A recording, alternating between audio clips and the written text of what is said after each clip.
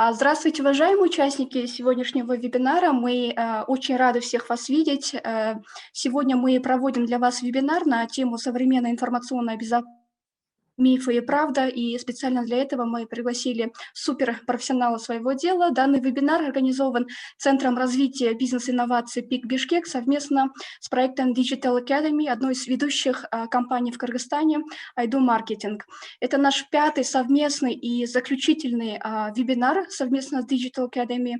В виде записи всех предыдущих вебинаров вы можете найти, ознакомиться на нашем YouTube-канале. Модерировать вебинар буду сегодня я. Меня зовут Эльнура Алмасканова, я являюсь специалистом Центра ПИК Бишкек. И позвольте для начала озвучить небольшие правила. Мы попросим всех выключить микрофоны, кроме спикера, чтобы не мешать друг другу. И все вопросы вы можете задавать в чат-боксе, либо же включить микрофоны и во время уже сессии вопросов и ответов задать вопрос напрямую нашим спикерам. Сессия вопросы-ответы, они у нас начнутся после всех презентаций. Презентации у нас будут целых 2. Первая презентация, она будет посвящена о деятельности ПИК Бишкек, чтобы коротко ознакомить вас, чем мы занимаемся, в чем наша миссия и как мы можем быть полезны для вашего бизнеса. И вторая презентация – это от ведущего эксперта по сегодняшней теме, от Влада Ткачева. Позже я более подробно ознакомлю с профайлом нашего спикера. И позвольте передать первое слово тогда Данияру Усенову, программному менеджеру Центра развития ПИК Бишкек. Данияр вам как раз-таки расскажет о деятельности нашего центра. Данияр, вам слово.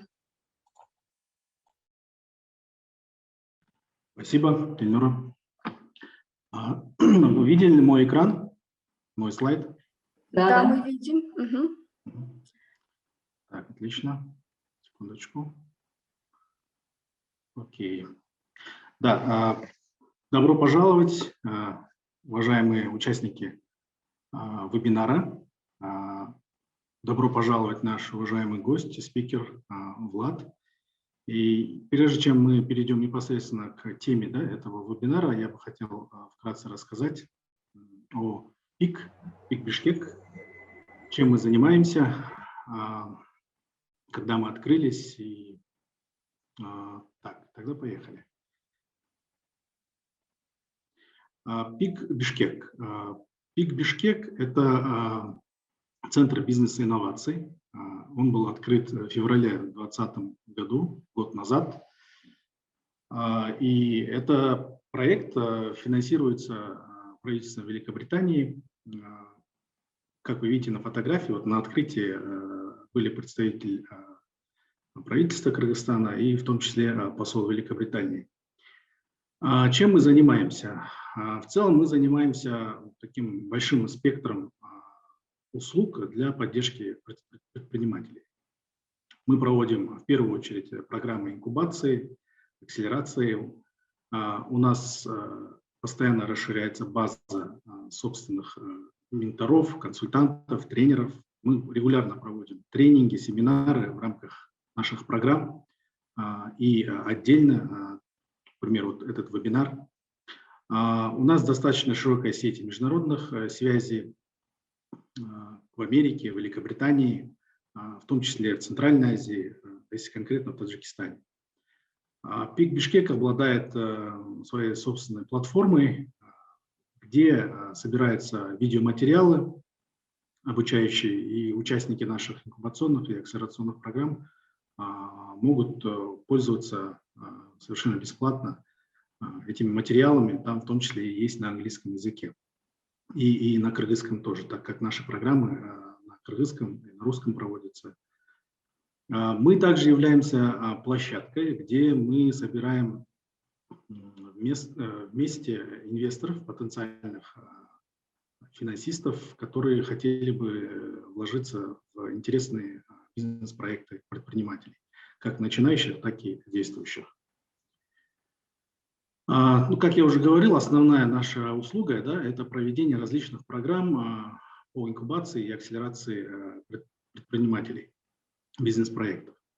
Мы к сегодняшнему дню ПИК Бишкек провел 4 акселерационные программы достаточно успешно.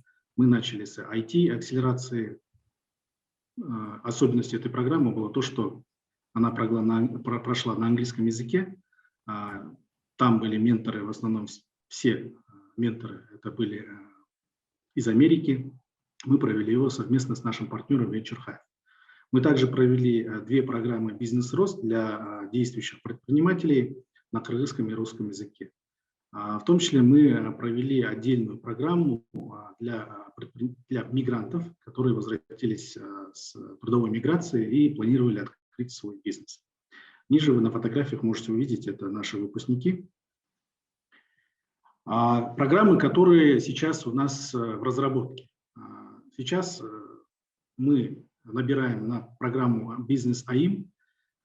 Это инкубационная программа. Мы приглашаем туда женщин, которые хотят начать свой бизнес. Кто-то, если заинтересуется, вы можете в наших социальных сетях найти информацию об этой программе и подать, может быть, самой или посоветовать своим друзьям. Мы также сейчас разрабатываем программу «Цифровой маркетинг и электронная коммерция». Мы проводим различные консультации, проводим опросы, ведем интервью, и мы надеемся где-то в апреле уже запустить эту программу. Бизнес АИМ, кстати, запускается уже 15 марта. Также у нас есть коллеги ваши, они уже запустили 6-недельную программу для молодежи на кыргызском языке. Кроме программ, у нас одна из важнейших наших услуг – это бизнес-диагностика и субсидии в рамках консультационной помощи. Здесь предприниматели могут получить бесплатную бизнес-диагностику, да, своего бизнеса, понять, где есть изъяны, где есть минусы. Это делается абсолютно бесплатно нашими консультантами. В дальнейшем вы можете также, предприниматели могут подать на сооплату или субсидию консультационного проекта, который вы заказали, к примеру, у своего консультанта. Ну, к примеру, если у вас есть проблемы с учетом, вы пригласили специалиста, и он говорит, эта услуга будет стоить $1000, до 85% у вас есть возможность закрыть этот расход через нас, но есть там определенные критерии, которым нужно соответствовать. Но тем не менее, будьте в курсе, что есть такая услуга, и вы можете ей воспользоваться. Кроме этого, мы проводим и являемся участниками множества различных национальных и международных мероприятий. Мы участвовали в Startup Weekend Osh, Techstars, американский акселератор проводил. Мы участвуем в конференциях, форумах, где делаем свои предложения, наблюдения, делимся наблюдением по развитию экосистемы стартапов, да, систему развития предпринимательства в Кыргызстане. Мы являемся эксклюзивным партнером по проведению EWC, чемпионат по предпринимательству. В прошлом году, кстати говоря, наши участники этого конкурса с Кыргызстана проекта заняли очень высокие места, что, в принципе, в мировых масштабах для Кыргызстана, считаем, это очень хороший показатель. Кроме этого, у нас есть программа Ignite, это наш партнер университет Кембриджа, а именно школа бизнеса Judge, проводит ежегодно недельную интенсивную программу. Мы туда приглашаем тоже, в основном это IT или технологические проекты, стартапы. Вы можете также там поучаствовать, но для этого необходимо владеть английским языком, и у вас проект соответствующий должен быть. Вебинары, как вот сегодняшний, с прошлого года мы провели уже достаточное количество вебинаров, более 20. Мы начали как раз во время пандемии, когда был на это большой спрос, и до сих пор мы ощущаем спрос. Предприниматели нуждаются в подобных тренингах, коротких вебинарах, где они могли получить узкие такие знания, да, по какой-то области. Это все лекторы, тренеры, которые читали вебинары у нас. Коучи и менторы. Мы, как я говорил, уже работаем как с международными менторами. Ниже вы можете увидеть, это как раз специалисты из США. У нас есть свои ментора, которые находятся в Кыргызстане, местные. Все они опытные бизнес-консультанты, бизнес-тренеры, имеют также определенный опыт уже в предпринимательстве.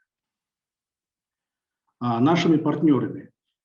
Нужно в первую очередь отметить, что имплементатором, реализует эту программу ПИК Бишкек или EIP на английском языке, программа развития предпринимательства DI Европа, американская компания, в сотрудничестве и в партнерстве с Venture Hive, американская компания, которая проводит акселерационные инкубационные программы International Alert, BizExpert, и университеты. Команда ПИК Бишкек на фотографии вы видите состоит из 4 человек: Скандер Шаршиев, Даниил Русенов, Лазгуль Токтаназар, Ильнур Ахмасканов. Прошу любить и жаловать. Если вам интересны наши услуги, пожалуйста, мы в социальных сетях, вы можете найти нас там. Если есть вопросы, вы можете задавать по нашим контактным данным, которые у нас здесь есть. Спасибо за внимание. Тогда я уже передаю слово Ильнура вам. Даниил, спасибо большое. Приветствуем еще раз новых наших участников. Позвольте еще раз напомнить, что данный вебинар организован совместно с Digital Academy, ведущей компанией iDo Marketing. И сегодня у нас тема «Современная информационная безопасность. Мифы и правда». Позвольте представить нашего спикера. Как я уже сказала, это человек суперпрофессионал в своей области. Влад Ткачев, директор по IT-аудиту международной аудиторской компании Baker Tilly в регионе Центральной Азии. Я думаю, все знают эту компанию.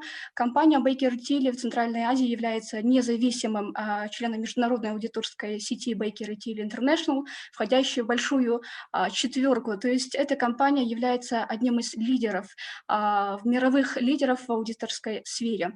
Влад Ткачев также соучредитель Центра реагирования на компьютерные инциденты, Центра информационной безопасности в Кыргызской республике. Также наш спикер является независимым экспертом в сфере информационно-коммуникационных технологий и информационной безопасности. И также независимым в области информационно-коммуникационных технологий, информационной безопасности, государственных и международных организаций. Влад, прошу вам слово. Спасибо большое. Я же прям немножко засмущался, столько хорошего, приятного наговорили. Коллеги, всем добрый день. Безумно всех рад видеть. Сразу хочу оговориться, несмотря на то, что Ильнура огласила правила, на самом деле, если у вас есть вопросы в ходе презентации, вы не стесняйтесь их писать в чат. Чат у меня перед глазами, у меня 2 экрана. На одном презентации, на другом я смотрю, что вы пишете в чат. Я, если замечу ваше сообщение, постараюсь сразу же на него ответить. Ничего страшного нету. И плюс в конце у нас обязательно будет сессия вопросов и ответов, где уже по результатам, как и первой презентации, которую нам презентовали про ПИК, так и моей, уже можно будет обсудить, в том числе и голосом. Если кто захочет, то и видео, почему бы и нет. Сегодня у нас на повестке современная информационная безопасность, где я постараюсь вам рассказать тренды и, так скажем, прогнозы на будущее, текущую ситуацию. Также мы рассмотрим конкретно случаи, как, возможно, пострадает гражданин, как просто пользователь информационных технологий, либо организация, как можно защититься. И в конце, если у нас останется время, я даже продемонстрирую пару случаев, которые произошли в Кыргызской республике, прям со слайдами, все как положено, с картинками, как у нас сейчас происходит вот эти самые мошенничества с применением высоких информационных технологий. Надеюсь, всем видно экран. Если будет проблемы со связью, то есть я буду квакать, либо там пропадать или что-то еще, тоже говорите, будем что-то думать. Сейчас мы с вами посмотрим, что происходит вообще в мире и в Кыргызстане, в частности, как текущая ситуация, какие существуют риски, вызовы и причины, которые приводят к неспособности организаций, включая государственные организации, защитить самих себя. Рассмотрим 5 мифов, которые бытуют в этой сфере вокруг хакеров, безопасности, сложности и легкости взломов и обеспечения безопасности. Прогнозы и решения. Как можно спасти себя от надвигающихся угроз и снизить те риски, которые возникают в связи с использованием информационных технологий. Вначале я прям обязан рассказать пару слов про нашу компанию, просто обязан, поэтому вы меня простите, но это не займет много времени. Чем занимается компания Baker Tilly, уже примерно рассказали. Проводим анализ защищенности и расследования инцидентов в области информационной безопасности, а также проводим IT-аудит на соответствие требованиям регуляторов и международных стандартов и информационной безопасности. Все, я закончил корпоративную часть. Нет, не закончил, извините. Компания представлена в 147 странах мира, 36 тысяч сотрудников, оборот за последний год составил 3,9 миллиарда долларов. В Центральной Азии мы представлены во всем регионе, в каждой столице Центральной Азии есть наш филиал и представительство. Вот теперь я точно закончил с корпоративной частью. Переходим конкретно к тому, что происходит прямо сейчас. Коллеги, прямо на экране сейчас вы видите сверху список из непонятных слов типа Карбонак, Бутрап, Кобальт, Xbir и так далее. Это название преступных группировок, которые активны прямо сейчас. Это название хакерских преступных группировок. Буква X означает номер, то есть они плодятся, размножаются, добавляют форки, набирают, условно говоря, молодежные лиги, либо это их клоны. Эти компании прямо сейчас проводят атаки на элементы критической инфраструктуры, банковский сектор, частные лица, коммерческие организации. Это их бизнес, они в этом работают. Как вы видите, их много и перечислены далеко не все, а только самые крупные. Компании не гнушаются использованием различных способов проникновения в организацию, начиная от каких-то сложных технических подходов, такие как использование неизвестных эксплойтов, прям разработка новых, взлом, так и элементарные, вроде фишинга и социальной инженерии, как бы любые средства, как что называется, хороши. Конкретно в этом регионе все эти организации, в нашем регионе я имею в виду Кыргызстан, Казахстан, Центральную Азию и СНГ, они также активны, все их следы уже замечены, и попытки не прекращаются, то есть это прям актуально и для нас в том числе. Оценочный ущерб от их действий для региона Центральная Азия и СНГ, ну, Россия имеется в виду, за последние 2 года составляет примерно 1 миллиард долларов.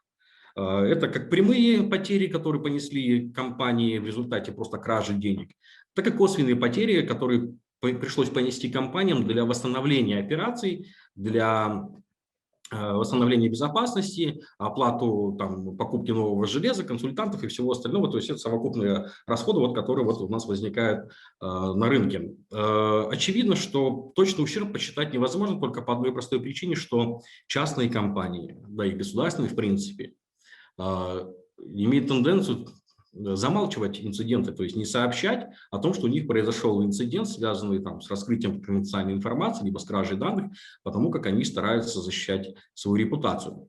Но, тем не менее, буквально пару дней назад, даже на прошлой неделе, компания Яндекс честно признала, что у них был инцидент. Их администратор, то есть айтишник, обладающий избыточными привилегиями, просматривал электронную почту порядка 5000 почтовых ящиков и там получил доступ к конфиденциальной информации. Очень позитивно, что Яндекс признала этот факт.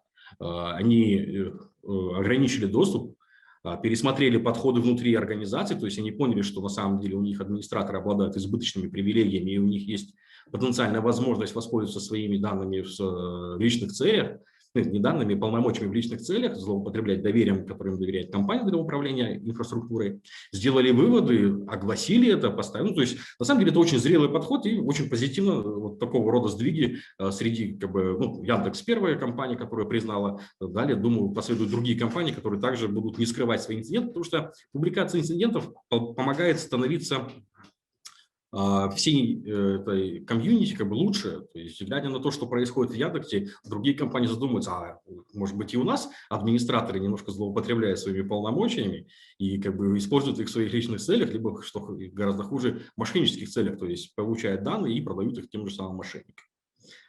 И что же у нас сейчас вообще происходит? То есть самый яркий случай, то есть на что это нацелено? Сейчас, в 2020-2021 годы, прям расцвет ransomware.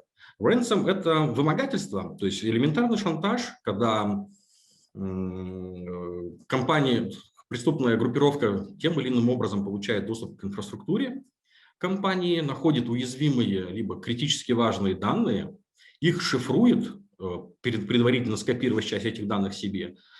Потом они стараются найти и уничтожить резервные копии бэкапа для того, чтобы у компании не было возможности восстановить. И после этого они начинают шантажировать под видом, ну, первый поинт, заплатите денег, мы дадим ключи расшифровки. Второй, не заплатите денег, мы опубликуем ваши секретные данные. Ну, и это работает. Многие компании, сейчас мы про это поговорим чуть поподробнее, чтобы вы поняли масштаб вот этого кошмара, который происходит в настоящее время. И многие компании платят, потому что нарушен процесс информационной безопасности. Атаки производятся в том числе и на устройства так называемого IoT, Internet of Things, интернет вещей. Это наши домашние роутеры, кофеварки и все вот эти электронные девайсы, которые подключаются к сети интернет.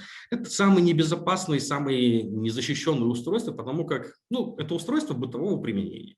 Кофеварка. О какой безопасности может вообще идти речь?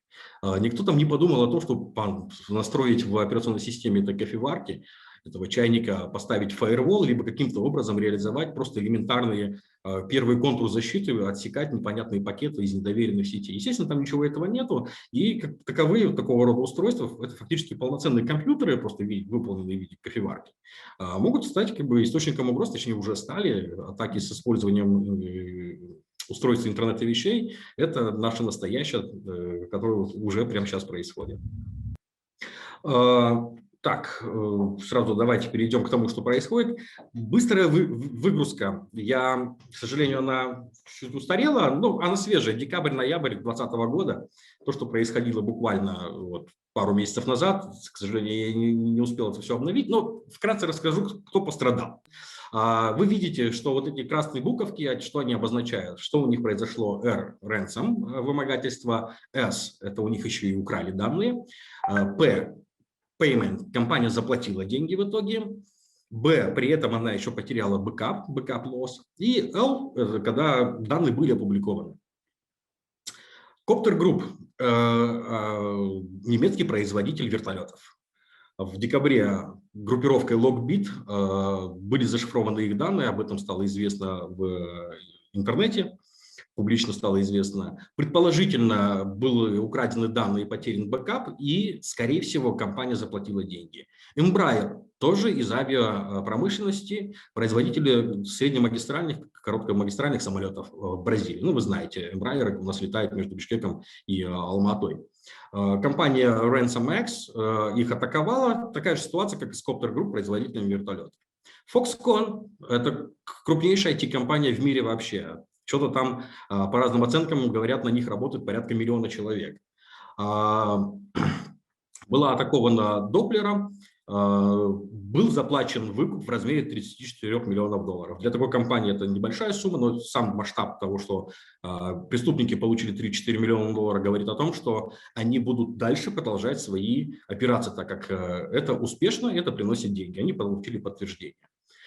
И так далее. Advantech, айтишная компания из Тайваня, 14 миллионов. Делавэр Каунти – это администрация штат округа Делавэр в США. Была зашифрована их внутренняя инфраструктура, благодаря чему, точнее, в результате чего администрация вот этого муниципалитета потеряла возможность выплачивать пособия по безработице, обещанные Трампом. Это как бы очень сильно ударило, потому что там немножко все возмущались. Но они заплатили $500 000, причем деньги заплатили не свои, а страховой компании.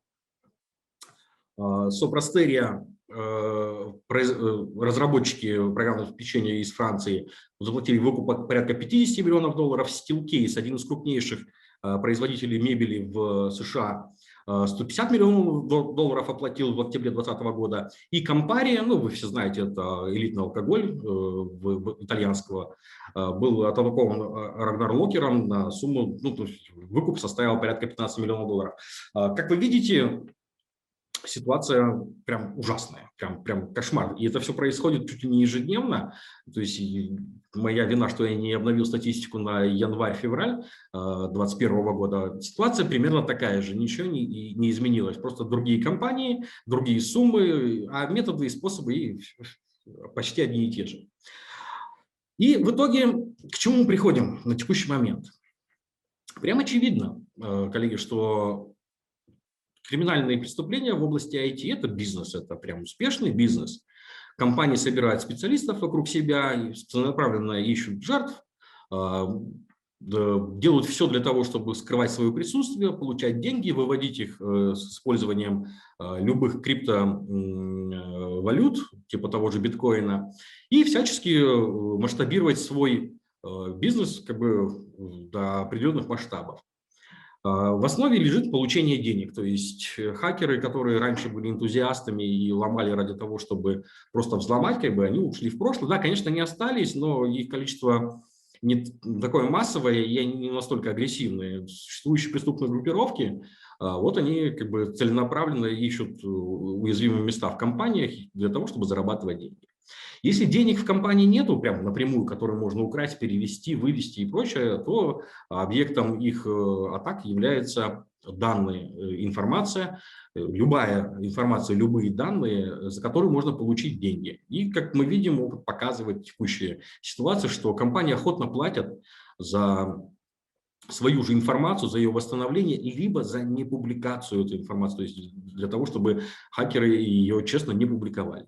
При этом прям немножко даже не то чтобы до абсурда доходит, хакеры демонстрируют, так скажем, определенного рода рыцарское благородство. Помимо того, что за выкуп они предоставляют либо ключи расшифровки, либо гарантии, что они не публикуют информацию, они также рассказывают компаниям, как конкретно им удалось им поломать, какая система была уязвима, то есть благодаря чему они смогли получить доступ, так скажем, такой вот ненавязчивый пентест, который компания не заказывала, но в итоге она получает свои данные обратно, сохраняет свою инфраструктуру, репутация не подмочена, плюс они еще за 100-150 миллионов долларов провели пентест. Ну, если бы они заказывали у нас, это было бы в разы дешевле.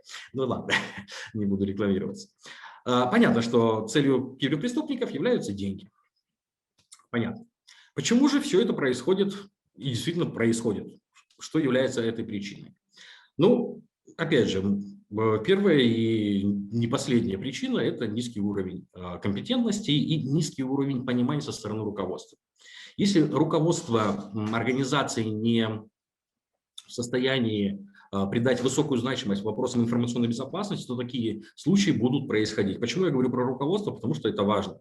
Информационная безопасность – процесс не сколько технический, сколько административный и организационный. И без политической воли руководства безопасность не работает. Можно поставить миллион фаерволов, систем защиты, антивирусы и все остальное, но это все будет неэффективно, если человек, тот же самый главный бухгалтер, имея по служебной необходимости доступ к этим данным, приносит на работу флешку, либо самостоятельно копирует эти данные и продает налево. То есть безопасности как таковой нет, несмотря на миллионы долларов, вложенные в инфраструктуру и в защиту данных.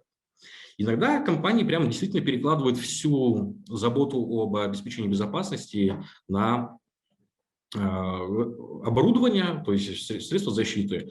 Многие компании прямо убеждены, что мы купили дорогой фаервол, дорогой антивирус, и поэтому у нас безопасность. Я уже только что рассказал, что на самом деле это работает совершенно не так, и это только начало пути становления безопасности, и слепо доверяться системам, которые якобы они, конечно, предотвращают 95% атак, но 5% атак – это вот как раз-таки вопрос организационный и административный. Инсайдеры кибергигиены сотрудников и инсайдеры, то есть люди, которые по своей работе обязаны работать с этими данными, которые являются критичными, это прям сейчас точка номер один проникновения. То есть вектор сместился, ну, самый стандартный пример, это ГРС, я надеюсь, здесь сотрудников ГРС нет, что технически это хорошая инфраструктура, защищенная, и ее достаточно проблематично взломать извне неподготовленному человеку. Но практически нет смысла никакого ломать инфраструктуру ГРС и Инфоком, когда проще приехать в какой-нибудь кадамджайский центр обслуживания населения и подкупить оператора за $1000, и она предоставит всю информацию, которую мы бы хотели получить из этой инфраструктуры. То есть фактически сейчас инсайдер может нанести больше урона организации, чем внешний хакер либо преступная группировка. И нерасторопные действия сотрудников также приводят к успешному проникновению.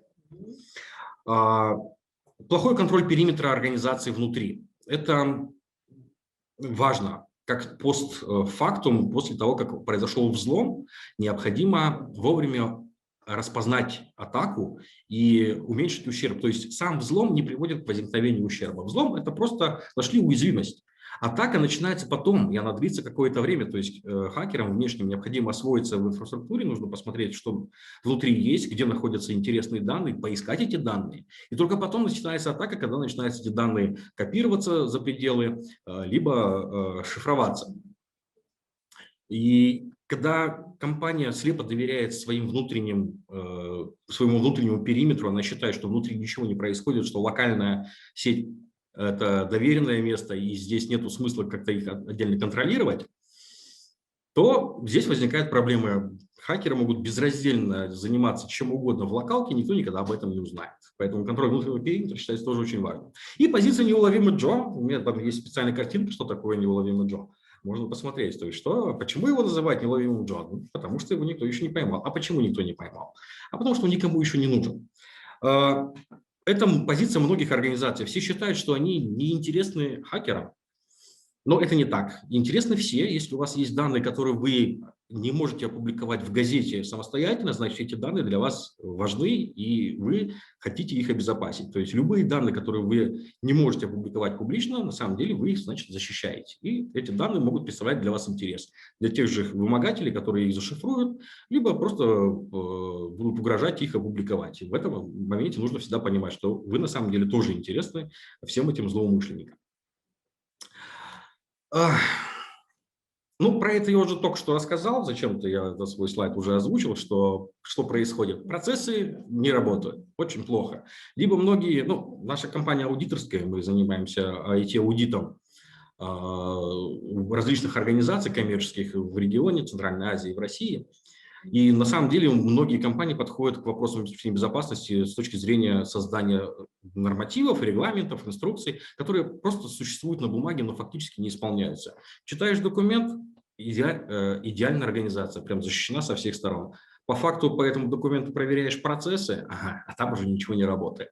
Это делается для, так скажем, регуляторов, когда приходит какой-нибудь внешний проверяющий, типа Центробанка, либо ФСБ, ФСТ, который проверяет. Они смотрят бумажки, если там все нормально, они уходят. Но аудит подступает чуть по-другому, мы смотрим на факт, то есть работают процессы или нет. Многие, опять же, возвращаясь к элементам технической защиты, купив фаервол либо систему управления событиями в рамках локальной сети, считают, что это достаточно. На самом деле это тоже сложное устройство, тот же самый CM, будучи неправильно либо вообще не настроенным, это бессмысленная инвестиция, бессмысленная трата денег, потому что за этими железками нужно следить, их нужно правильно настраивать и, соответственно, предпринимать меры по тем триггерам, которые срабатывают, когда CM сообщает, что у вас здесь возникла аномалия и в сети происходит пропуск трафика, условно говоря, в ночное время, когда все устройства должны быть отключены, либо трафик должен быть только шумовым, при этом регистрируется какая-то непонятная активность. Это событие, на которое нужно реагировать. Безопасник должен реально вооружиться всеми доступными для него инструментами, выяснить причину этого паразитного трафика и в итоге либо признать, что это нормативный трафик, просто он появился в результате какой-то деятельности, которая предсказуемая, либо у них атака. И если игнорировать сообщения тех же самых систем, которые установлены в системе, в сети, то толку от них никакого не будет, соответственно.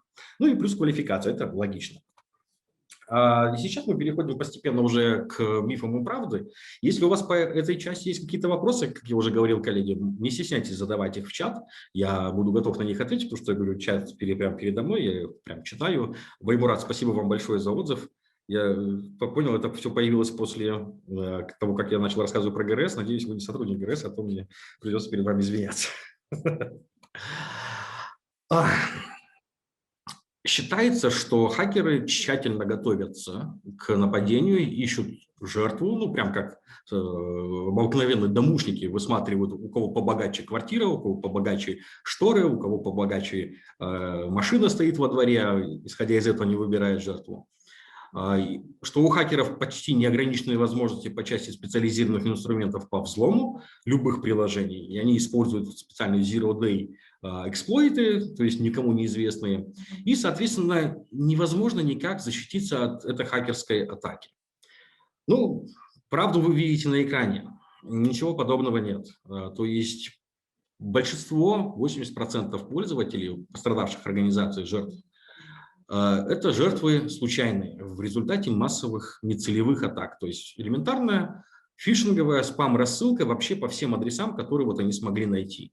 И из них, если хотя бы 2-3 клика произойдет, это успех. То есть здесь начинается работа хакеров, когда кто-то самостоятельно из фишингового письма загрузил в охраняемый периметр зловредное приложение и не сработал какой-то элемент системы безопасности, ну, тот же самый firewall, либо антивирус, это все, этого достаточно. То есть на этот момент эта компания, непонятно какая еще компания, для хакеров непонятная, а уже стала их жертвой. Они будут смотреть, что там есть. Если компания маленькая, возможно, ее бросят на полпути. Ну, то есть неинтересно, больше ресурсов потратим, а там денег, в принципе, быть не может. Но как правило, большие проблемы происходят в больших организациях. То есть маленький периметр проще охранять и ограничивать и следить за сотрудниками. В большом периметре, когда количество сотрудников превышает 1000 и более, там уже начинается, так скажем, элемент неконтролируемого хаоса, и за всеми уследить невозможно. Здесь прямо начинает пробуксовывать система безопасности, особенно если не было выстроено по стандартам. И здесь как бы срабатывает вот этот самый фактор, что отправили на удачу фишинг, кто-то кликнул и попался. Фишинг, как вы знаете, в переводе с английского рыбалка, вот одна из рыбок клюнула. Проблема проникновения, точнее не проблема, а следствие успешного проникновения – человеческий фактор. Не нужно использовать сложные инструменты. Достаточно заставить человека тем или иным способом, заставить в кавычках, естественно, произвести желаемое действие. Кликнуть, скачать, запустить. Это все что угодно. То есть фишинг, банальный пример, сейчас уже более-менее люди перестали реагировать на почту с непонятным содержанием. Но он принимает новые формы. Старый, забытый всеми пример с дорожным яблоком. Это особый, не особый, а специальный вид проникновения в периметр, когда возле головного офиса или там подходных путей к организации злоумышленники просто раскидывают флешки. Они дешевые сейчас, они стоят там порядка 100 сомов, как бы со специально записанным вредоносным приложением, которое не распознается антивирусом. Кто-то из сотрудников, точнее, много прохожих подберут. Ну, флешка же красивая, симпатичная, как бы, наверное, дорогая. Кто-то их принесет в эту самую организацию, в тот же самый банк. И кто-то из них обязательно его запустит на рабочем месте, особенно если у него есть такие полномочия. И все. То есть тот же самый фишинг, но немножко в другой форме. Респект спрашивает. Да, вы правы, хакерство, его вопрос звучит так, хакерство – это же тоже профессия, и если хакеры атакуют, для них есть какие-то действия либо наказания? Ну да, сейчас на текущий момент хакеры – это уже условно вид профессии, вид заработка, все там автоматизировано, и не нужно быть, тут порог вхождения для того, чтобы стать интернет-мошенником очень низкий. Сейчас этим может заниматься фактически любой школьник. Все инструменты для этого в открытом доступе есть, нужно просто скачать, разобраться, как они работают и, условно говоря, начать зарабатывать деньги. Но в одиночку это очень плохо, почти сложно сделать, потому что вы можете только взломать. А как получить деньги, как их вывести, как скрыть следы, это отдельная работа, которой занимаются члены группировки, их задача именно обналичивание, то есть просто взлом это, взлом, ну ладно. Интересно же деньги, а деньги всегда оставляют след. И вот в этом отношении как бы они объединяются, где разные компетенции, кто-то взламывает, кто-то разводит жертву, кто-то занимается социальной инженерией, кто-то разведкой, кто-то вот как раз-таки выводом денег. И там все очень, то есть стандартная организованная преступная группировка, где есть глава и исполнители, каждый по своей компетенции. В рамках Кыргызской республики у нас есть глава компьютерные преступления в Уголовном кодексе. С 2019 года ввели новую редакцию, и есть 3 вида наказаний за неправомерный доступ к информации. Это доступ за уничтожение информации, которая нанесла, важно, значительный вред, то есть уничтожение, модификация, что-то с ним произошло, и за компьютерный саботаж, то есть это нарушение работы информационной системы, то есть всего лишь 3 статьи. Чисто технически по 304 статье Уголовного кодекса можно, да, привлечь хакеров к ответственности. Хакеры-шпионы. Вы уточняете вопрос? Если... Ну, нет, хакеров нужно подразделять. То есть хакеры, вот, преступные группировки, их цель – деньги. Они зарабатывают деньги. Но есть еще спецслужбы, которые выполняют, условно говоря, хакерскую работу, то есть также взламывают системы, но их цель не деньги, а какие-то политические либо идеологические мотивы. Есть несколько видов киберпреступников, то есть самая крупная и массовая и проблемная группировка – это, естественно, вот именно преступные группировки, состоящие целиком из хакеров, цель которых – нанесение ущерба, ну, с точки зрения организации, то есть получение денег. И есть еще, так сказать, так называемые скрипт-киди, это дети, которые играются в хакеров.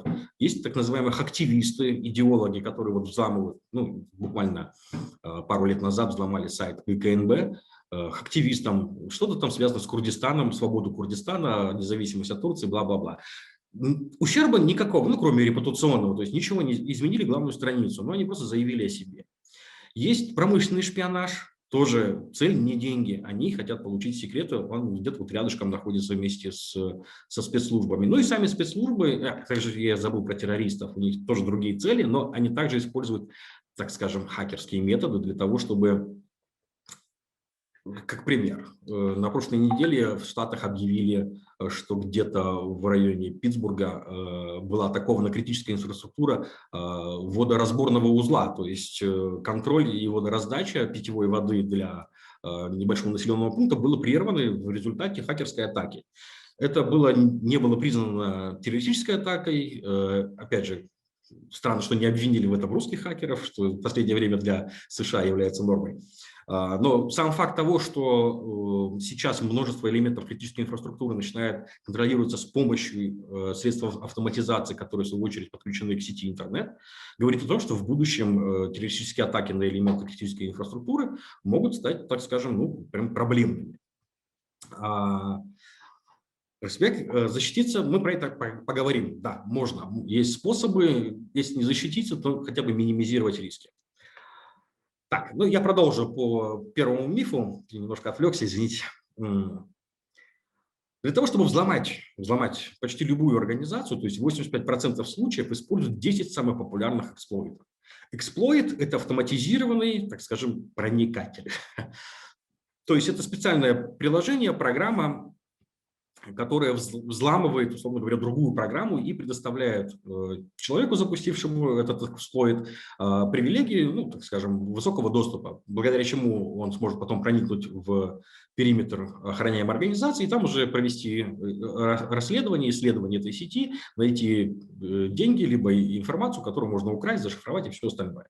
То есть таких, на самом деле, вот 10 популярных эксплойтов, топ-10, достаточно для того, чтобы взломать примерно 85 организаций в мире. Ну, я не говорю, что прям каждая 80 из 100 организаций 85 будут взломаны, но если она уязвима, то вам достаточно 10 популярных эксплойтов.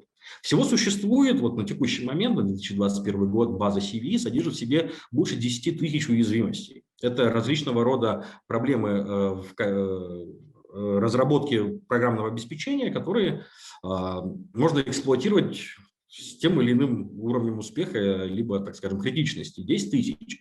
Большое число, но для взлома применяется вот буквально первая 1000, то есть 900 плюс 10 самых популярных, которые, скажем, универсальные и наиболее, так скажем, востребованы. То есть, как вы видите, у хакеров на самом деле подготовка недостаточно высокая для того, чтобы взломать любую организацию. Сложно защищенные и прочие организации, скорее всего, они обойдут стороной, когда на поверхности есть множество незащищенных денег, и незачем тратить много ресурсов для того, чтобы получить ту же самую сумму, что здесь мы получим $1 000 000, что здесь. Но просто здесь мы потратим месяц, и нам нужно будет привлекать специалистов высокого класса. А с этой организацией, которая менее защищена, мы также получим тот же $1 000 000, но там можно не напрягаться, можно использовать готовые инструменты и уже проникнуть. Это путь наименьшего сопротивления, и большинство хакерских группировок выбирают его. Если говорить про спецслужбы, то да, конечно, у них немножко другие мотивы, немножко другие возможности, прям в разы другие возможности.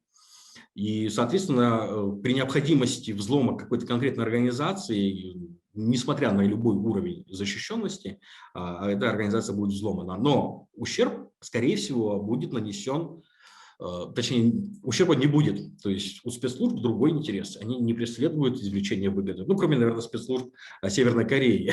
Это, по-моему, единственные хакеры в мире, которые работают в рамках заработной платы из бюджета правительства. Пополняют бюджет за счет валюты, за счет вот, как бы, хакерских атак. Но если мы не берем в расчет Северную Корею, то другие спецслужбы преследуют политические мотивы, там, рычаги влияния, и конкретной организации, возможно, ущерба не будет. А дальше политические риски, ну, мы их не считаем, потому что, ну, они политические. Респект, самый активный пользователь у нас сегодня, он задает вопрос. По-хорошему, да, вот вопрос звучит так, что у каждой организации должны быть специалисты, которые защищают интересы и ценную информацию. По-хорошему, да, так оно должно быть. Информационная безопасность, защита информации – это отдельный вид знаний, и в компании, где больше 100 сотрудников, либо активов, информационные активы превышают финансовые активы, для таких организаций наличие такого специалиста прям жизненно необходимо. Это да. Продолжаем. Миф второй. Скорость хакеров. Они действуют очень быстро и могут за секунду как бы сломать систему и вывести все деньги. Ничего подобного. Взлом, да. Взлом – это очень быстрый процесс. То есть что такое уязвимость? У вас есть, условно говоря, ну, как произошло с тем же самым ГКНБ, старый необновленный Drupal. По-моему, третьей версии, когда на тот момент была 7-я актуальной. То есть 4 поколения, технологических поколений назад выпущены веб-приложения, которые никто не обновляет. Если бы это приложение было бы не на шарит-хостинге, а было бы частью локальной инфраструктуры ГКНБ, то благодаря взлому веб-сайта они бы могли проникнуть уже непосредственно в локальную инфраструктуру Государственного комитета национальной безопасности. Но этого не произошло, но тем не менее сам взлом происходит за секунду. То есть мы нашли готовый эксплойт, мы его опробовали, мы его применили, мы получили доступ. Это занимает вот примерно плюс-минус минута. Но это не все. Атака, вы на скрине видите на слайде, что продолжительность атаки 18 дней. Это средняя статистическая цифра. То есть после взлома злоумышленникам нужно время, чтобы осмотреться, посмотреть, из чего состоит внутренняя сеть, какие активы есть. Там внутри тоже могут быть элементы защиты, которые нужно также обойти, найти способ их проникнуть глубже, дальше.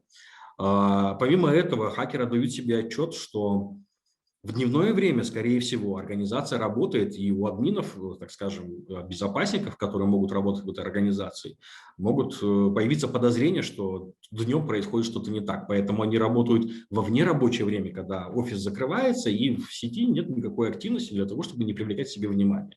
И для этого им нужно достаточно действительно 2-3 недели для того, чтобы просто разобраться и потом уже провести атаку. То есть взлом и атака – это разные вещи. Взлом просто нарушение контура защиты, атака, нанесение ущерба. То есть то, ради чего они, собственно говоря, этот взлом и осуществляли.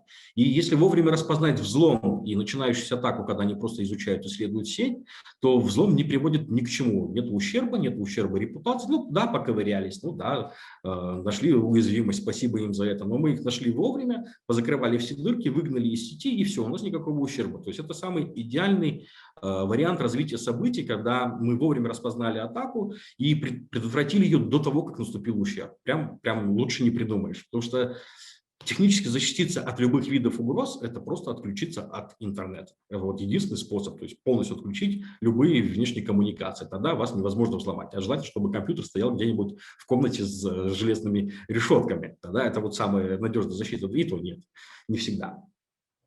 Но при этом, вот по статистике, вправду, в течение года 7% организаций не замечали вообще, что их вообще в принципе взломали.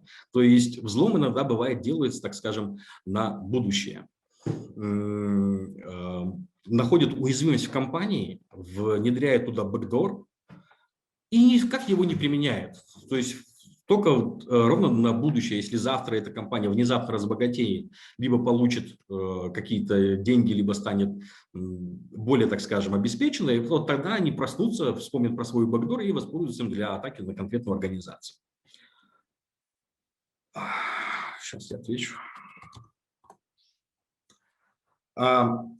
Дальше. Ой, что-то у меня все поломалось. Минуточку. Если я долго рассказываю, вы меня прогоняйте, мы можем побыстрее все это. Третий. Многие организации уверены, что если использовать защиту информации на уровне паролей, то это достаточная мера безопасности. То есть мы обезопасились, мы защитили. Ну, то есть многие организации доступ к конфиденциальной информации вообще никак не ограничивают. Она просто доступна в открытом виде. Если вы залогинены в систему, там ERP, 1С, неважно что, вам доступна вся коммерчески значимая и важная информация. И дополнительный вид ограничения к этой информации никак не регулируется.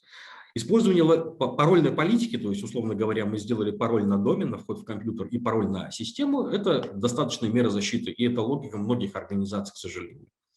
И раньше у нас был просто Excel без пароля, а тут мы сделали аж 2 пароля. Ну, то есть был просто Excel, сейчас на систему зайти в компьютер, в Windows, в Active Directory нужно пароль, и в ту же самую 1С нужен еще один пароль, 2 пароля, и все, мы защитились. На самом деле нет. То есть пароли никогда не бывают достаточными. Сейчас пароли не то чтобы самое слабое звено, но довольно-таки часто протекающий элемент защиты, потому что пароли не меняются периодически. Единожды утекший пароль может использоваться через год, через 2, через 3, а мы даже не знаем о том, что у нас он утек, поэтому пароль нужно менять. То есть мы хотя бы снижаем риск того, что вчера утекший пароль нельзя им воспользоваться послезавтра, когда мы пароль сменим. Пароли небезопасные, которые легко взламываются. То есть пароли до 8 символов, состоящие только из цифр, взламываются меньше, чем за минуту. Пароли, ну, там есть специальные таблицы, которые позволяют узнать криптостойкость пароля. Но вот я говорю, до 8 символов только цифры, там, говорю, секунды занимает его подбор, перебор и взлом, условно говоря. А с развитием квантовых технологий подбор пароля, там, состоящий из 12 символов, заглавными и прочими, тоже будет занимать, ну, как бы, какие-то осязаемые сроки.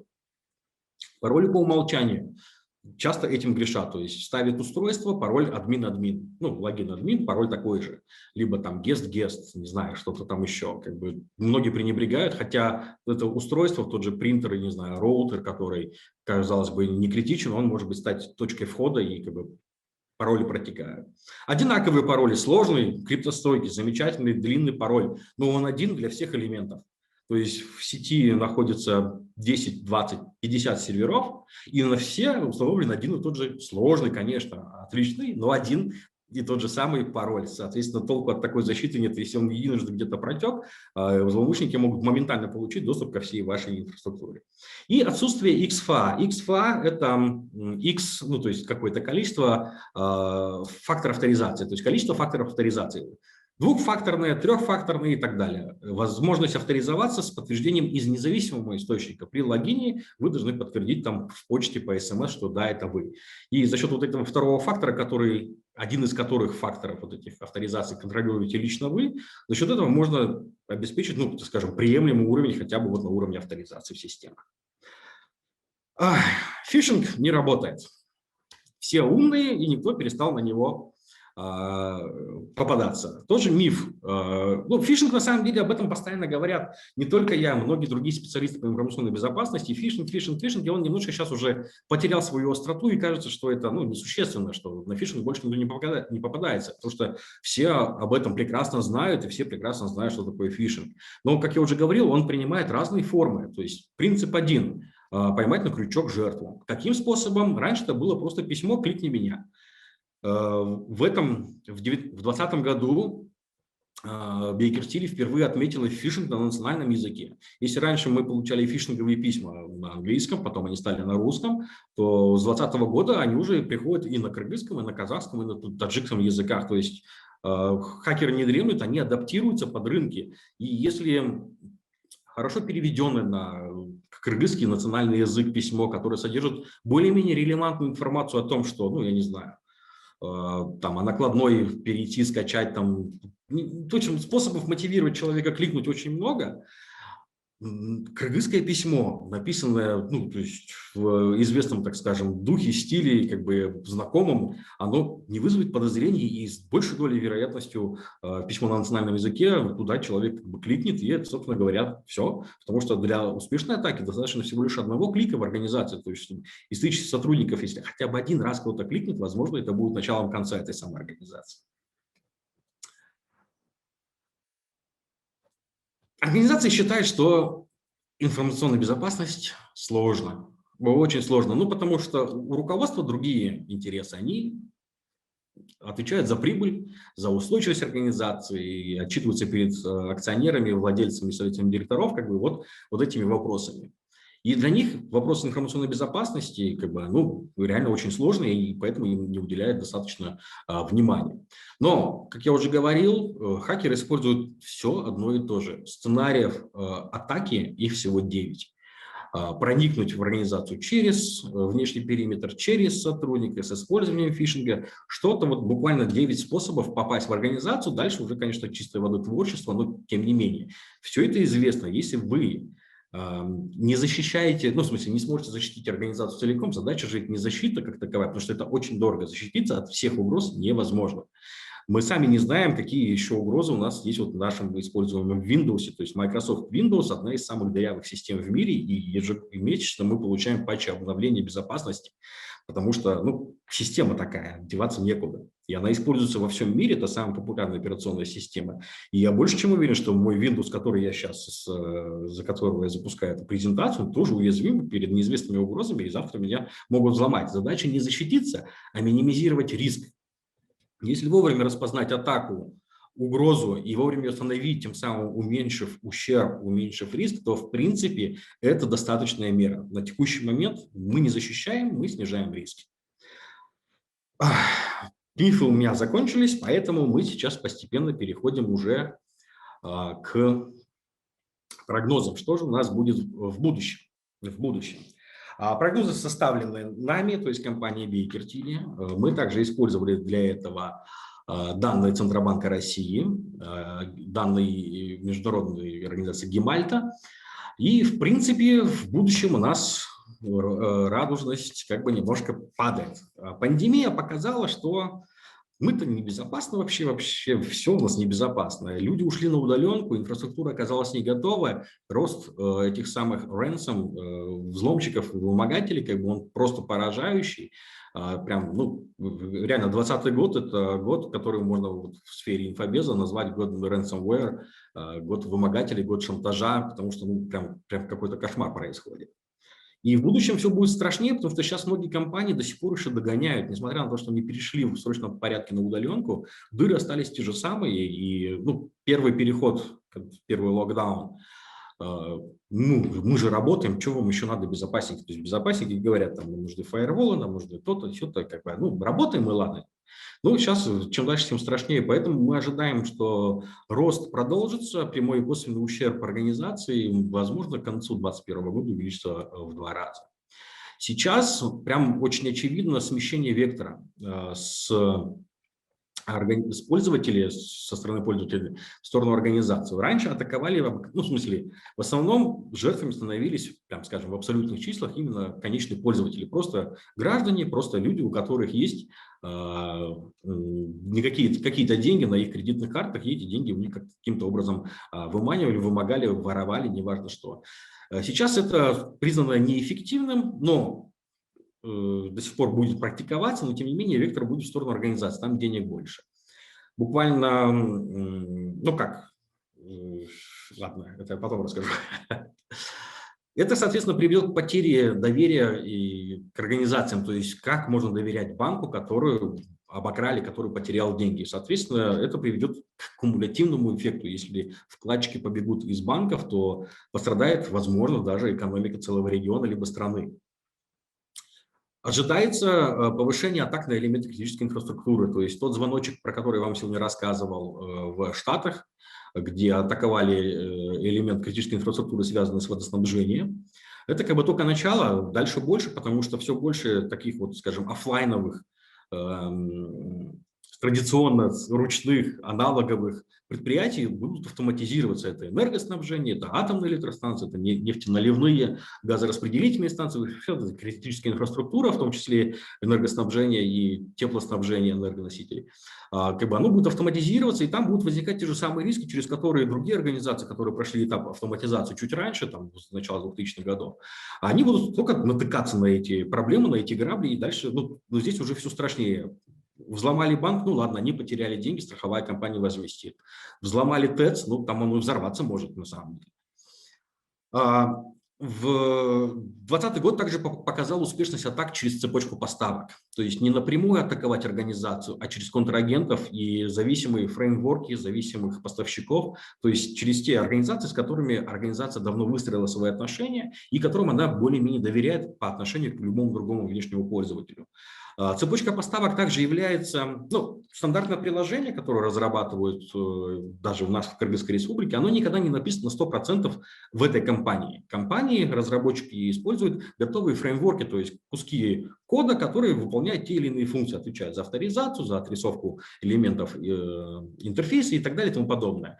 Программисты заняты разработкой функциональности этого приложения за какой-то конкретный результат. А все это вот дополнительные частики, это внешние куски кода вот, и фреймворки так называемые. И если в такой фреймворк попадет вредоносный код, то с большей долей вероятностью он окажется, грубо говоря, на столе у каждого, кто использует это приложение.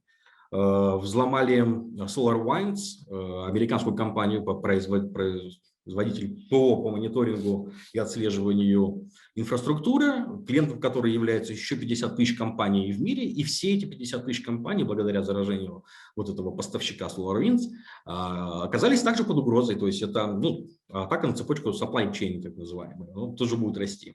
Социальная инженерия, про это я уже повторяюсь, поэтому вы знаете, что социальная инженерия сейчас прям тренд номер один. И мобильный телефон, как ни странно, мобильный телефон в 2021-2022 годы наверняка перевесит количество проблем с этим устройством больше, чем от настольных устройств.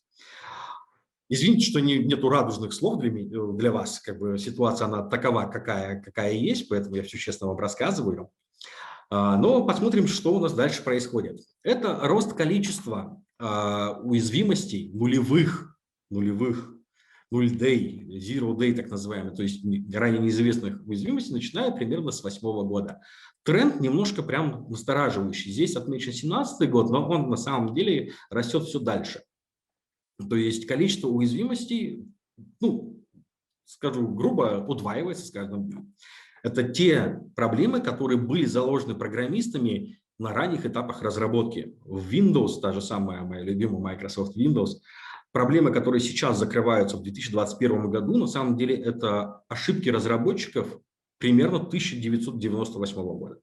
То есть вот эти проблемы за счет наследуемости, они вот до сих пор версионность Windows повышается, а код, разработанный в 90-х годах, вот он мигрирует в 21-й просвещенный век. Это наша данность, и поэтому количество уязвимостей будет увеличиться, потому что количество людей, вовлеченных в поиск новых эксплойтов, оно как бы тоже растет, и это как бы взаимосвязано. Сейчас, Наргиз, спасибо за вопрос. Я прямо сейчас на него отвечу, потому что это мое следующее. Я же вас сейчас напугал, а сейчас я вам расскажу, что на самом деле не все так страшно. Можно защититься и человеку, организации, причем все это дешево и без великих усилий можно сделать. Как конкретно произойдет взлом вашей компании, либо именно вас? Да, в первую очередь это инсайдер.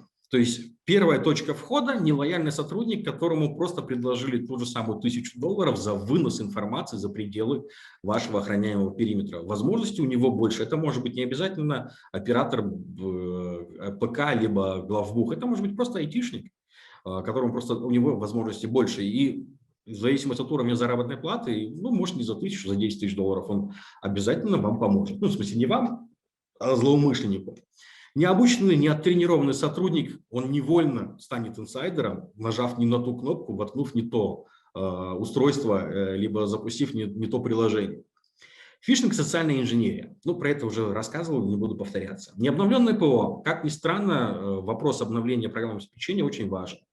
Нужно обновлять, не затягивать с обновлениями, потому что мы зависим от программного обеспечения. И фактически сейчас, так скажем, проблемы именно аппаратные, их гораздо меньше, и их проще защитить.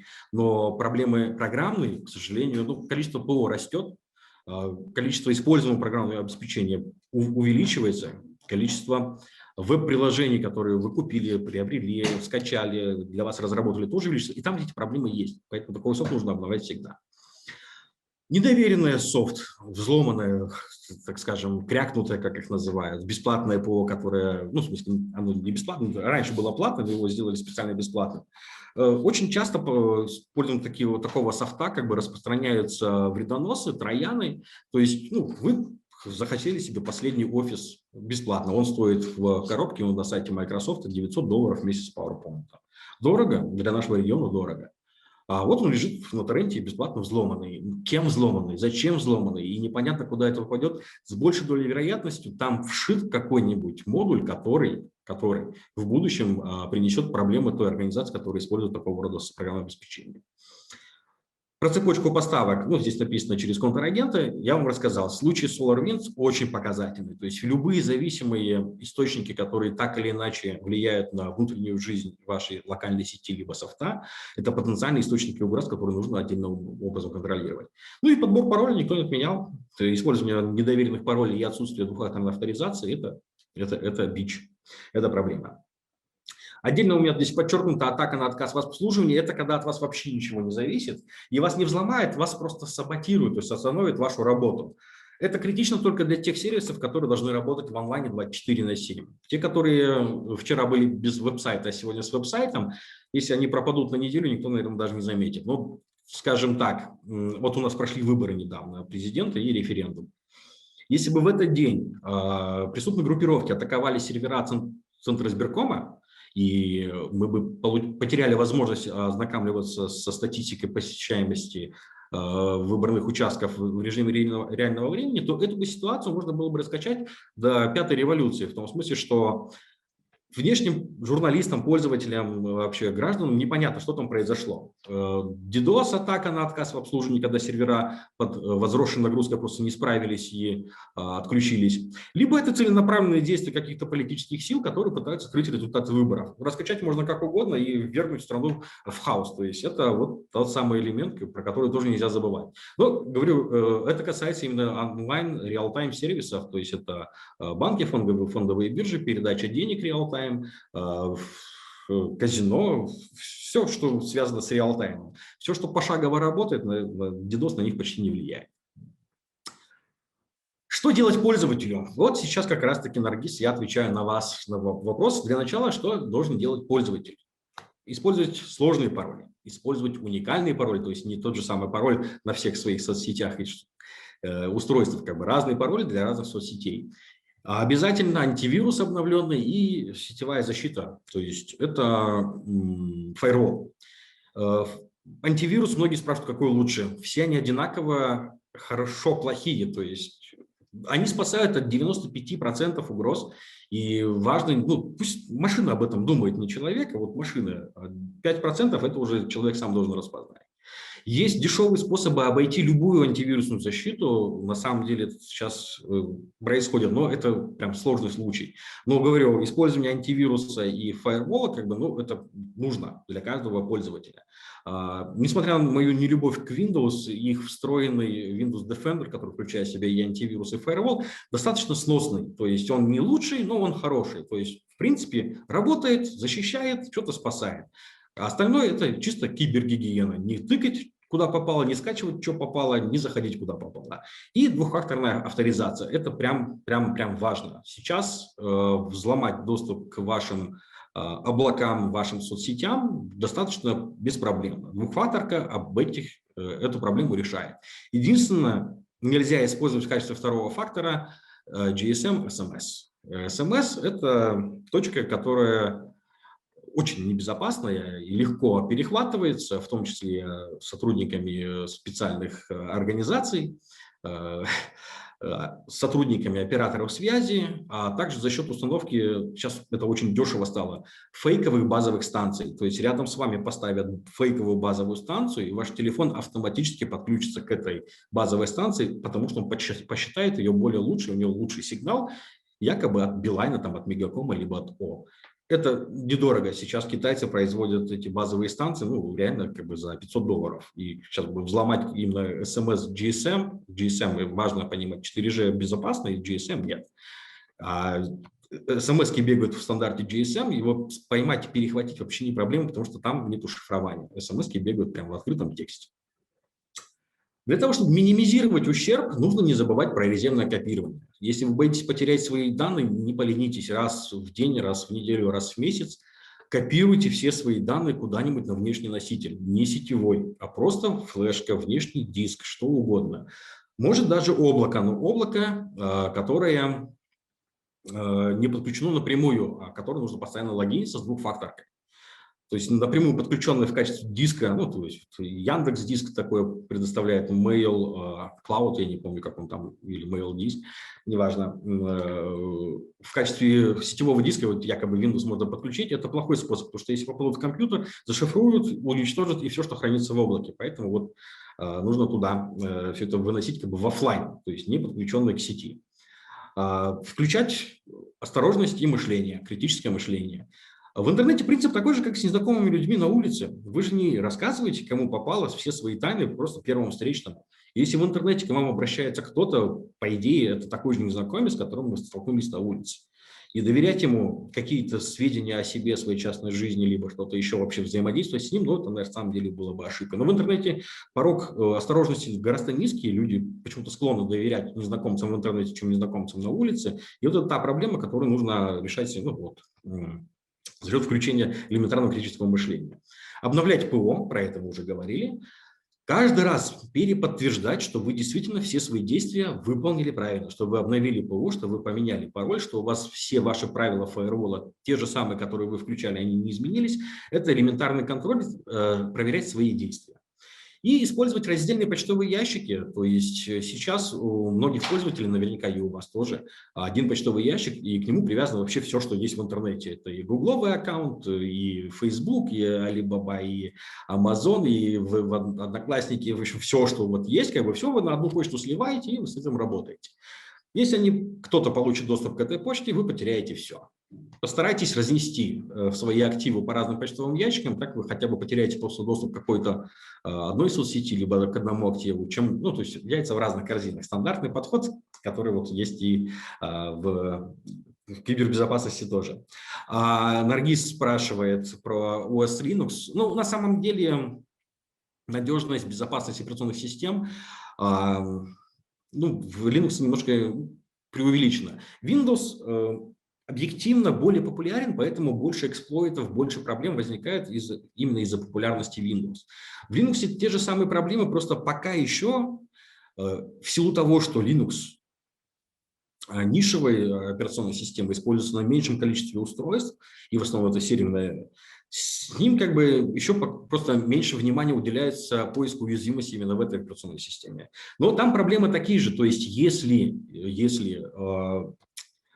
пользователь тем или иным способом получил рутовые права на Linux, то он, по-моему, еще даже более уязвимый, чем Windows, потому что Windows после десятилетий проблем с пользовательскими привилегиями они сделали наконец-то более-менее нормальную систему, UAC называется, и User Access Control, которая, ну, достаточно хорошо разделяет полномочия в рамках одной операционной системы, и там в определенных случаях как бы всяким вредоносам, троянам пробиться за этот UAC иногда бывает очень проблемно. В Linux этого нету, и как бы я бы не назвал систему более надежной. У нее надежность за счет низкой популярности, то есть мало эксплойтов, то есть те же самые скрипт-киди с Linux не совладают. Спецслужбы получат доступ. Что же делать организации?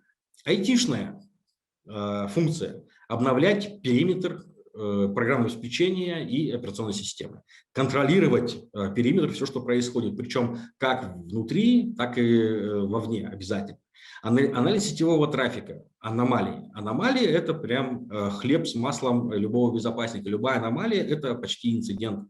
Нужно понимать, что пошло не так. Почему типичный трафик в сети отличается от нормативного, который был вчера, позавчера и месяц назад. Любая аномалия – это способ, точнее, повод задуматься и принять вовремя меры. Белые списки. Контроль по белым спискам отличается от контроля по черным спискам. Ну, логично, белые и черные. Но они отличаются принципиально. Контроль доступа по черным спискам говорит о том, что мы ведем черный список определенных ресурсов, доступ к которым запрещен, а все остальное разрешено. То есть 10 ресурсов запретили, миллион разрешены по умолчанию. Контроль доступа по белым спискам – обратная ситуация. Мы ведем список заведомо разрешенных устройств, ресурсов, IP-адресов, хостов, неважно чего, а все остальное запрещено. Гораздо более зрелый подход. Если у вас много денег, ваша организация занимается критической инфраструктурой, то это единственный способ обезопасить себя. Мы должны прямо на уровне сетевых устройств закрыть доступ вообще во все виды, во все ресурсы, неважно куда, и оставить только самое необходимое. То есть, условно говоря, сайт нашего регулятора, ну, если мы говорим про критическую инфраструктуру, там, условно говоря, МАГАТЭ, сайт президента, ну, чтобы законы получать, как бы, ну, точнее, даже сайт Минюста, и все. То есть это фактически вот два ресурса разрешены, а все остальное должно быть запрещено. За счет этого можно добиться, так скажем, приемлемого уровня безопасности, останется только борьба с инсайдерами, которые внутри будут ковыряться. Квалификации, индикаторы компрометации, ну, то есть как бы безопасник знает, что это такое. Не айтишные подходы – это процессы. Процессы, то есть нужно выстраивать процессы, чтобы они работали предсказуемо и с теми результатами, которые требуются конкретно бизнесу. Не безопаснику, не айтишнику, а именно бизнесу. Самоконтроль, внешний аудит, пентесты, ну, это логика. Безопасность не работает в отрыве. Это процесс, который вот постоянно проходит, его нужно постоянно подтверждать. Повышение осведомленности и оценка рисков. Оценка рисков позволяет не тратить денег больше, чем это требуется объективной ситуации. Ну, то есть стоимость защиты информации, как говорится, не должна превышать стоимость самой информации. Из пушки по воробьям стрелять тоже неправильно. Только в результате оценки рисков можно понять, сколько стоит информация и сколько можно потратить на ее защиту, просто купив нового безопасника, новый антивирус, либо какую-нибудь железяку. Я всегда это повторяю, коллеги. Безопасность – это процесс, которым нужно заниматься постоянно, с утра до вечера. И безопасность не бывает результатом. Нельзя сделать безопасную организацию. Завтра что-нибудь изменится. Новый эксплойт появится, новый сотрудник уволится, что-то там произойдет. Поэтому это процесс постоянный, не прекращающийся. И этим нужно заниматься. До этого тоже спрашивали, нужен ли безопасник в организации. Да, нужен, потому что это процесс, который не останавливается. Коллеги, сейчас у меня слайд «Спасибо», но у меня есть продолжение. Если есть время, я могу показать те самые кейсы, которые происходили в Кыргызстане и происходят прямо сейчас, чтобы просто в виде скриншотов продемонстрировать, что у нас здесь прямо сейчас происходит в киберпространстве с безопасностью, с мошенничеством и со всем остальным. Если у нас есть время, я покажу. Если нет, то давайте перейдем к вопросам и ответам. Влад, наверное, сейчас мы частично уже, да, ответили на вопросы в чат-боксе. Да. Я на все вопросы ответил. Ну, кроме последнего, вот сейчас Борис. Да, вот последний вопрос. И наш вебинар рассчитан максимум на 1,5 часа, уважаемые участники. Если, Влад, такое возможно, что мы можем ли мы поделиться вашей презентацией с участниками? Ну, конечно, я же вам ее отправлял, можете ее... Ну, давайте быстро просто сейчас покажу, как это, пару вот слайдов, то есть, божечки, что это? Торговые площадки, быстро, коллеги, сейчас времени не хватает, я еще Борису должен ответить. Это сообщение в WhatsApp, оно очень простое. Кто-то пишет пользователю, скидывает ссылку якобы на Лалафо и говорит: ой, я только что получил твои шорты, и можешь получить деньги. Ну, вы видите, что на экране. То есть я готов оплатить, достаточно просто получить деньги. Пользователь в данном случае не повелся, слава богу, но если перейти на этот сайт, вы видите, как он выглядит: lalafo.kg.my-mobilepay.online. Выглядит, ну, в принципе, что-то типа Lalafo KG, что-то там с оплатой связано. Фишинговый сайт, который почти не отличается от настоящего. Логотип Lalafo, пожалуйста. Вот есть какой-то покупатель, некая Ислу Миранова, которая оплатила курьерскую доставку и готова заплатить 1500 сомов за вот эти самые кашемировые шорты. Достаточно нажать на кнопку «Получить средства» для того, чтобы появилась вот такая форма, где у вас просят ввести номер карты, срок действия и секретный код CVV. После этого... еще смотрите, для верификации нужно указать еще баланс карты, для того, чтобы они понимали, сколько денег еще можно вывести после того, как вы эти данные оставите. Когда вы отправляете данные, понятно, что никакие деньги не попадут к вам, а они воспользуются вашими данными для того, чтобы эти деньги вывести с вашей карты. И это прямо сейчас вот целый бич. Это в России началось 3 года назад на сайте avito.ru. Сейчас перетекло к нам, потому что там уже пользователи более-менее поняли, с чем имеют дело. А у нас еще пока, так скажем, общество наивное, доверчивое, и количество жертв таких мошенников у нас, к сожалению, увеличивается. Группировка, центр вот этих самых мошенников находится на Украине, в городе Днепр. И это прям там, условно говоря, это прям основное градообразующее предприятие, то есть многие компании, точнее офисы сдаются под так называемые звонилки, где сидят вот эти мошенники, которые создают этого сайты и разводят пользователей, общаясь с ними, вымогая деньги под тем или иным способом. Это тоже фишинг, и он просто видоизменен, никаких ссылок нету, есть сообщение в мессенджере. И если здесь другое сообщение будет, я куплю ваши шорты, ну, пожалуйста, оплатите, точнее, я уже оплатила, вам нужно забрать деньги, когда курьер привезет вам, точнее, заберет эту покупку, продажу, точнее, люди будут вестись и, к сожалению, деваться ну, некуда, потому что это чисто социальная инженерия, это просто развод людей как бы с учетом человеческого доверия. Здесь айтишные способы никак не помогут. И я сейчас постараюсь ответить на вопрос Бориса. У нас осталось 5 минут, полтора часика, и мы еще, наверное, потом пообщаемся. Так, Борис пишет, да, чтобы всем... Я вижу, что он пишет, да. но он, как бы, я когда рекомендовал не подключать клауд, ну, облака напрямую в компьютеру в качестве... Ну, то есть, я расскажу, видимо, у нас с Борисом недопонимание. Я говорил, нельзя монтировать клауд-пространство в качестве диска операционной системы, когда она становится прям частью операционной системы, как файловая система. В этом смысле в случае компрометации компьютера зашифрованы будут данные также и в облаке, ну, потому что к ним прямой непосредственный доступ, пусть он сетевой, но он все равно прямой, не нужно вводить логин, пароль. Смысл моего месседжа был в том, чтобы при бэкапе подключать и отключать после завершения бэкапа клауд-пространство. Да, в любом случае, для того, чтобы бэкапить, необходимо организовать какую-то связь. Так, Борис там я поправляет. Просто, ну, смотрите, я не понимаю вообще у нас в чем разногласие. То есть в любом случае, чтобы бэкапить, необходимо каким-то образом обеспечить передачу данных с одного устройства на другое. Ну, стандартный бэкап. SFTP это будет rsync какой-нибудь, неважно, можно прям целым томом, ну, какой-нибудь Vim использовать для того, чтобы прям снять образ с операционной системы, отправить его в бэкап. То есть, ну, способ не важен. Бэкап, мы в любом случае, если мы уже заражены вирусом, естественно, мы скопируем и вирус. Ну, однозначно. То есть, я еще не...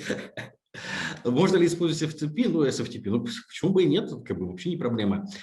Смысл в наличии бэкапа вообще как таковом и в отсутствии прямого доступа к копиям, которые не являются зашифрованными, либо к ним можно получить доступ.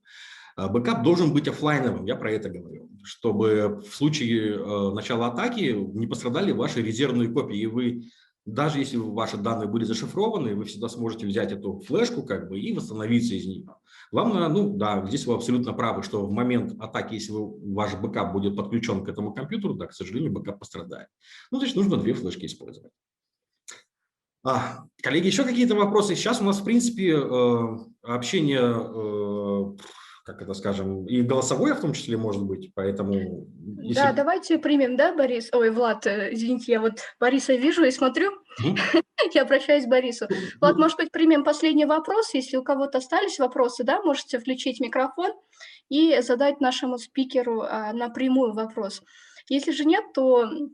Лично от меня был вопрос тоже по теме. Очень интересная презентация, Влад. Огромное спасибо. Да, и такая динамичная, вот держит внимание. Да? Действительно, очень актуальная тема на сегодняшний день, особенно для организации, я думаю. Уважаемые участники, если у кого-то остались вопросы, прошу, можете включить микрофон. Ну и пока готовятся, да, у нас участники. Борис включил микрофон. Добрый день всем участникам. Спасибо, Влад, замечательная была презентация, очень полная, очень интересная. Я немножко по своему вопросу хотел уточнить. Просто, насколько я сталкивался с ситуацией, бывает так, что бэкапы бывают уже зашифрованы, когда человек искренне считает, что у него есть бэкап, у него есть в офлайн бэкапы. И когда вирус сообщает о том, что необходимо внести какие-либо деньги, создателю этого вируса, и человек, думая, что у него есть бэкап, оказывается, что бэкапы тоже, в принципе, являются зашифрованными. По поводу офлайна я бы не совсем согласен с вами был. Почему? Потому что Подключенное устройство к тому же роутеру, сейчас многие роутеры обладают теми же самыми USB-портами, подключить к нему именно флешку или внешний HDD позволит больше безопасности добиться, потому что мы можем подключиться с той же самой FTP, используя программу бэкапирования. Да, то есть какая-то часть копий может быть уже быть зараженная, но не зашифрованная. То есть мы можем получить те копии более безопасным путем, которые будут доступны потом для восстановления данных. Это маленькое замечание. Спасибо, Борис. Ну, на самом деле, пользователю не все, что вы сказали, наверное, доступно даже для понимания, чтобы реализовать это. Для пользователя элементарная флешка, ну, достаточная мера, но для организаций в рамках бэкапа, ну, в смысле вообще процесса резервного копирования и обеспечения непрерывности бизнеса, сам процесс резервного копирования должен в себя включать также в себя и периодическое тестирование и восстановление. Это то, про что айтишники периодически забывают, и то, о чем вы сейчас сказали, абсолютно верно, что мы бэкапим, у нас все хорошо, вот, пожалуйста, логи, раз в месяц, там, раз в день мы собираем, а бэкапим фактически чушь, то есть либо там битые данные, либо они зашифрованные данные, либо вообще неконсистентные данные, потому что нет процесса вот периодического восстановления и контроля целостности тех бэкапов, которые люди собирают в полной уверенности, что у них все хорошо. Процесс двусторонний, как бы, нужно его соблюдать. Единственное, я понимаю те организации, у которых с этим большие проблемы. Ну, то есть у компании какие-то терабайты данных, это запаковать, потом распаковать, как бы это занимает у кого-то целые сутки, и не всегда есть на это время. Ну, деваться некуда, такой бизнес-процесс, и нужно его периодически контролировать. Но в целом, да, то есть способов бэкапа на самом деле много, каждый может подобрать себе тот, который ему больше удобен. Пользователям, возможно, онлайн бэкапы не совсем подойдут, но дело выбора, то есть главное обезопасить данные. Коллеги, еще какие-то вопросы? Мгм. Борис, огромное спасибо. Прям у нас такой, да, Да, интеллектуальная такая дискуссия пошла. Ну, сразу видно, что тема заходит и интересна нашей знакомо. публике. Есть ли вопросы еще, уважаемые участники? Принимаем последний вопрос. Если же нет вопросов, тогда, с вашего позволения, уже будем закругляться. Вопросов, кажется, больше нет. Окей.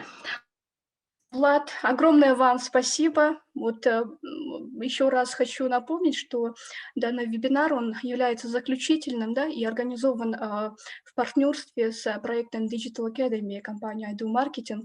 И именно благодаря вот нашим партнерам Digital Academy сегодня такой эксперт Влад Ткачев, да, он с нами и делится своим бесценным опытом, за что вам огромное спасибо, Влад, что нашли время, да, и поделиться с опытом. Это вот реальный опыт Влада. Мы обязательно отправим видеозапись сегодняшнего вебинара всем вам, уважаемые участники, чтобы вы еще раз могли в любое удобное для вас время просмотреть запись и сделать для себя полезные заметки. Это наш заключительный вебинар. Мы приносим свою благодарность, говорим спасибо уже хорошему другу нашей организации, да, компании iDo Marketing и команде Digital Academy. Мы надеемся на дальнейшее сотрудничество, что будем все больше и больше организовывать полезные вебинары для нашей аудитории. Приглашаем вас подписаться на социальные сети наших организаций, всех организаций, которые вы увидели, да, сегодня презентации, вот это включая Bakery Tilly, включая электронную коммерцию, включая нашу организацию. Пожалуйста, подписывайтесь и будьте в курсе событий, ну вот о последних новостях наших организаций. Мы делаем очень много полезного для бизнеса и всегда готовы быть полезным для вас. Ну что же, тогда, Влад, если вам есть что-то сказать нашей аудитории сегодня. Всем спасибо на самом деле. Я надеюсь, это было полезно и все получили, как бы, скажем, информацию для размышлений, и, возможно, это в будущем поможет вам обезопасить себя, свою организацию, свои данные, как бы, от действий вот этих злоумышленников. Спасибо вам еще раз за время и за возможность, как бы, вот, пообщаться с нашей аудиторией. Спасибо, Влад. И да, как мы обещали, мы обязательно вместе с видеозаписью отправим еще и сегодняшнюю презентацию Влада. Поэтому вот вам вдвойне такой бонус от нас. Желаем вам от всей нашей команды, от команды организаторов хорошего продолжения дня. Если у вас есть вопросы, направляйте их на наши электронные почты, мы будем рады вам ответить. Всего доброго всем.